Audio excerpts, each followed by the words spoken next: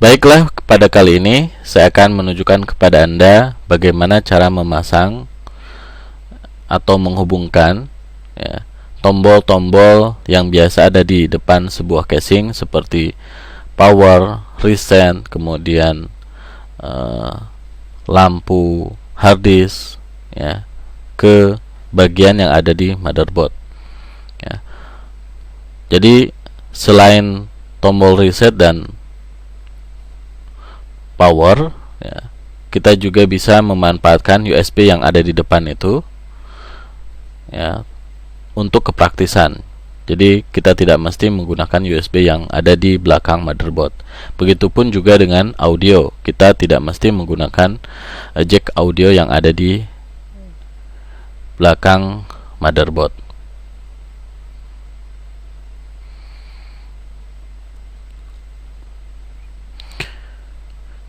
Oke, sekarang kita akan memasang dulu ya, kabel-kabel yang menghubungkan tombol power, reset, dan indikasi hard disk. Nah, setelah dicek, maka posisinya sudah saya ketahui, bisa kita lihat langsung di motherboardnya atau kita baca melalui buku petunjuk yang disertakan oleh motherboard. Ya, oke, cukup jelas buku petunjuknya. Sebenarnya kabel-kabel ini akan kita pasang apabila motherboard sudah terpasang di casing, tapi ini saya tunjukkan untuk lebih jelas, karena kalau sudah dipasang di casing, kalau di shoot menggunakan kamera kurang jelas, jadi saya tidak leluasa menjelaskannya. Oke, saya coba dulu itu PGA-nya agar tidak terlalu ribet. Nah, pastikan penguncinya itu udah dibuka. Nah, sekarang kita akan memasang bagian power SW ini untuk menyalakan komputer.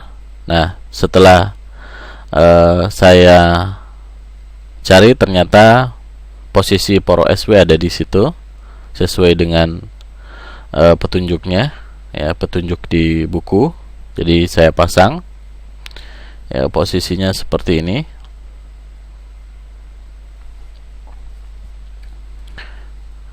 ya. Selanjutnya adalah reset. Tombol reset juga saya berdasarkan petunjuk buku bisa diketahui ya, seperti itu. Mungkin Anda tidak bisa melihat.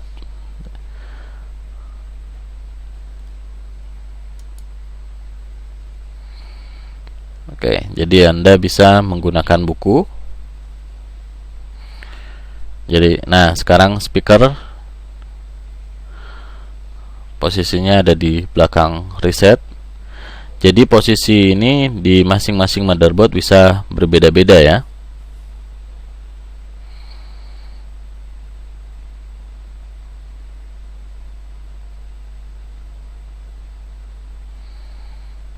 Selanjutnya adalah HDD LED ya. Ini nanti akan nyala ketika hard disk sedang aktif. HDD LED ini bisa juga diistilahkan dengan ID LED. Contohnya di sini dia menuliskannya ID LED ya, di buku petunjuk motherboard itu ID LED. Jadi sama, HDD LED dengan ID LED itu sama.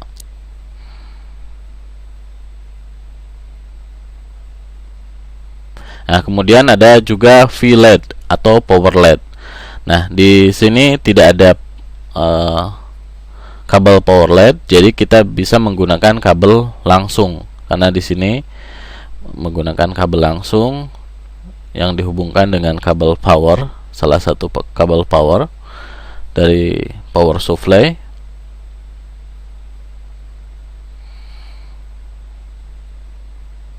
Nah, tujuan dari dipasangnya power LED ini untuk mengetahui komputer dalam keadaan nyala atau dalam keadaan mati.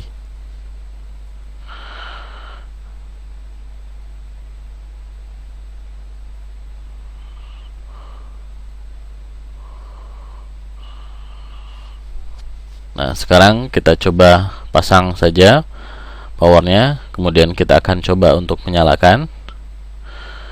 Oke.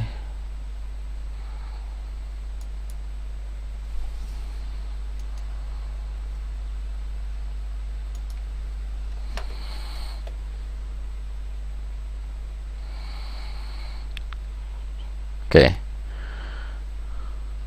Saya colokkan dengan sumber arus listriknya melalui power supply.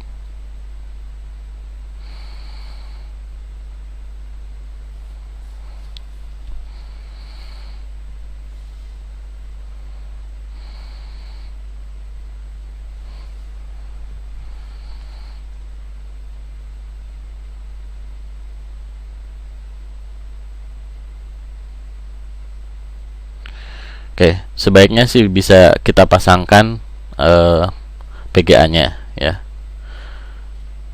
Oke, sekarang kita nyalakan, ternyata nyala. Tombol powernya berarti benar. Ya, motherboard juga nyala. Apabila kita sambungkan PGA card dengan monitor, maka nampak menyala. Oke, jadi benar kita memasang kabel-kabel tadi. Kemudian kita coba tombol reset. Ternyata benar komputer melakukan restart.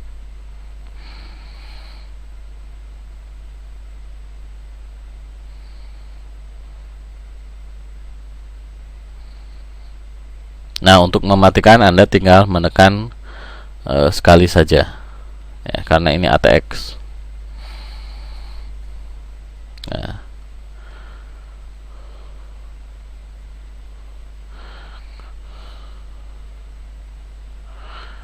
oke, jadi udah benar sesuai dengan petunjuk kita baca di motherboardnya langsung atau melalui buku. Oke, saya copot dulu semuanya.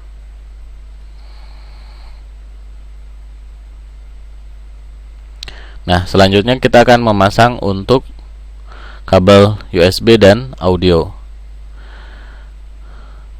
Jadi tujuannya adalah untuk misalnya kita ingin menancapkan flash disk atau kamera digital, tidak perlu repot-repot mencolokkannya di belakang, tapi langsung dari depan. Oke, sekarang setelah saya lihat di bagian motherboard ternyata ada yang bertuliskan USB 1, USB 2. Jadi bisa saja Anda mencolokkannya ke USB 1 atau ke USB 2. Oke, udah terhubung. Nah, kemudian untuk audionya, setelah saya perhatikan ternyata posisinya itu di belakang jack audio.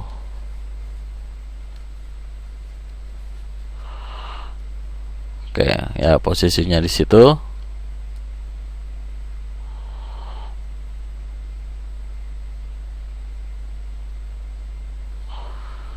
Ketika masang-masang gini ya, bongkar pasang gini, sebaiknya power supply itu dicopot. Nah, oke, yang audio, nah pemasangannya seperti itu.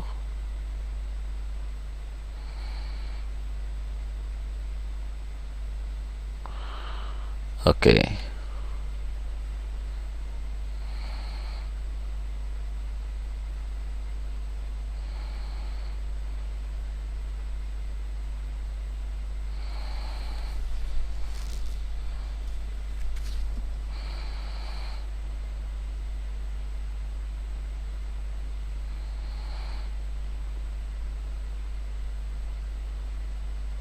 Oke, jadi itu pemasangan ya, tombol-tombol yang biasa kita gunakan untuk di depan casing, yaitu.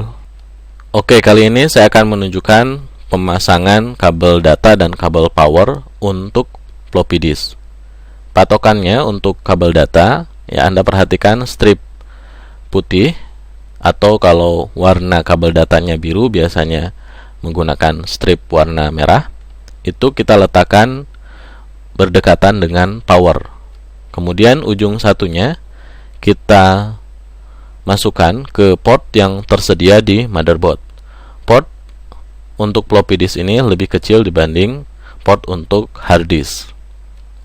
Oke, ya, jadi ya, seperti ini contoh pemasangan. Nah, untuk kabel powernya menggunakan bentuk yang kecil. Nah, ini ya tunjukkan bagaimana pemasangannya. Oke, jadi ini saya tunjukkan masih belum terpasang di casing. Ini tujuannya saya agar mudah menjelaskannya. Tentu saja nanti prakteknya Anda harus memasangnya di casing. Oke, berikutnya saya akan menunjukkan cara pemasangan kabel data dan kabel power untuk hard disk jenis ATA.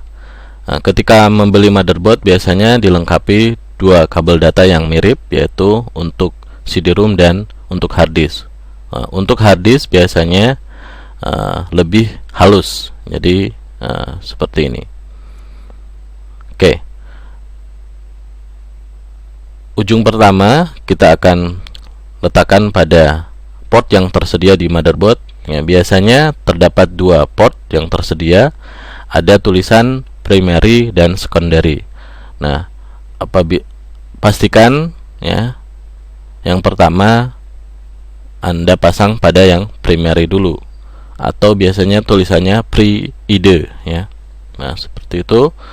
Kemudian ujung satunya baru dipasang ke hard disk. Patokannya untuk strip warna putihnya itu mendekati power, atau strip warna merah itu juga mendekati power. Oke, seperti ini. Nah, berikutnya kita pasang kabel power, yaitu yang ini. Oke. Nah, berikut ini saya akan menunjukkan cara pemasangan kabel data untuk CD-ROM. Nah, sama seperti pemasangan kabel data untuk hard disk. Oke. Jika sebelumnya kita sudah menggunakan port primary untuk hard disk, maka berarti kita harus menggunakan port secondary untuk CD-ROM ini. Oke, kemudian ujung satunya kita pasang pada CD-ROM-nya, sama strip merah atau strip putihnya mendekati dengan power. Nah, untuk CD-ROM ini biasanya dilengkapi juga dengan kabel audio analog. Ya, tujuannya adalah apabila kita memasukkan CD audio, yaitu CD yang berisi 1-10 lagu, bukan CD MP3, itu langsung nyala ya. Nah, ini satu ujungnya diletakkan ke CD-ROM ya, di situ ada bagian CD analog. Nah, satu ujungnya lagi dipasang pada sound card. Karena ini sound cardnya onboard pada motherboard, maka kita pasang di motherboard. Tapi jika sound cardnya kita menggunakan sound card bukan onboard ya, seperti ini, berarti kita pasang CD audio ini pada CD in tulisannya.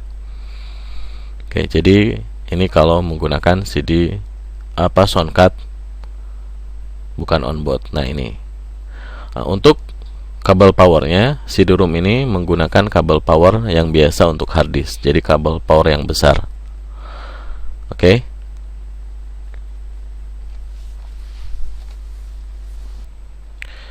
Pada satu komputer kita bisa memasang hard disk dan CD-ROM ya, masing-masing lebih dari satu ya.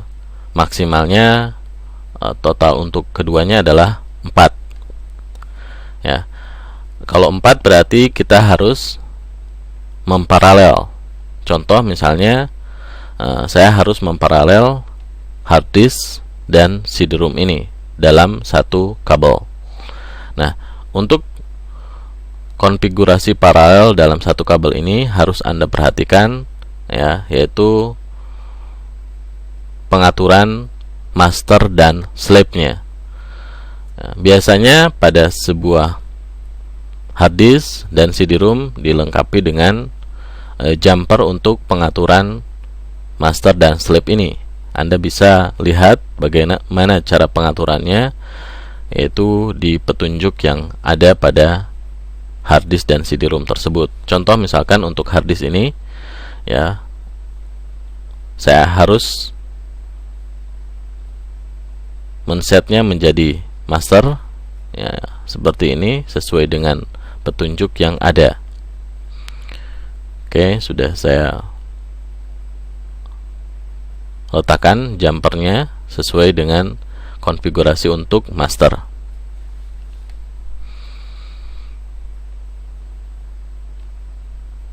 Oke, jadi ini sesuai dengan petunjuknya.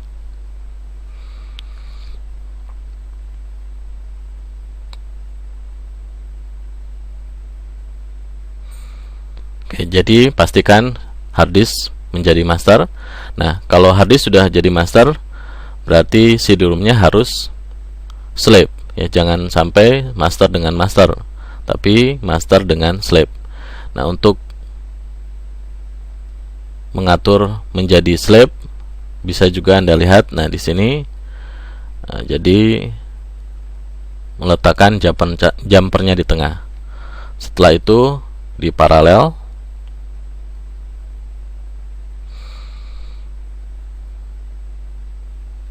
Oke, seperti ini. Oke, jadi sekali lagi hard disknya master, CD-ROM-nya slave. Kita atur jumpernya sesuai dengan petunjuk yang ada.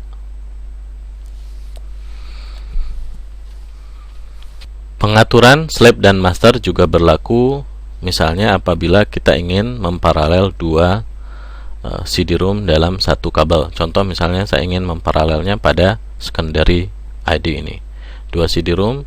Nah, saya sudah men-setnya, yang satu master, yang satu lagi slave. Jadi jangan sampai dua-duanya master atau dua-duanya slave. Kalau seperti itu, maka tidak akan bisa dikenali, ya. Nah, sekarang bagaimana jika kita misalkan ingin menggunakan hard disk jenis SATA atau serial ATA? Maka kabel yang digunakan untuk kabel datanya seperti ini, ya. Kemudian cara memasangnya Anda perhatikan letter L-nya. Nah, di port motherboardnya jika ada di situ misalnya SATA 1, SATA 2, SATA 3 sampai 4 misalnya. Nah, Anda pasang dulu pada SATA 1, ya, berdasarkan petunjuknya. Oke, kabel datanya sudah terpasang. Nah, kemudian untuk kabel powernya ada power supply yang sudah menyertakan ya, power untuk SATA ini, ya, seperti ini jenisnya. Perhatikan juga letter L-nya. Oke, pas, ya, harus pas. Nah, kalau seandainya pada power supply-nya tidak tersedia, ya, bentuk power seperti tadi, maka Anda bisa menggunakan penyambung seperti yang saya tunjukkan ini, ya, disambungkan baru power ini disambungkan lagi ke hard disk serial ATA ini. Oke. Nah, untuk pencopotannya sama saja, tinggal Anda tarik, oke, pelan-pelan seperti itu.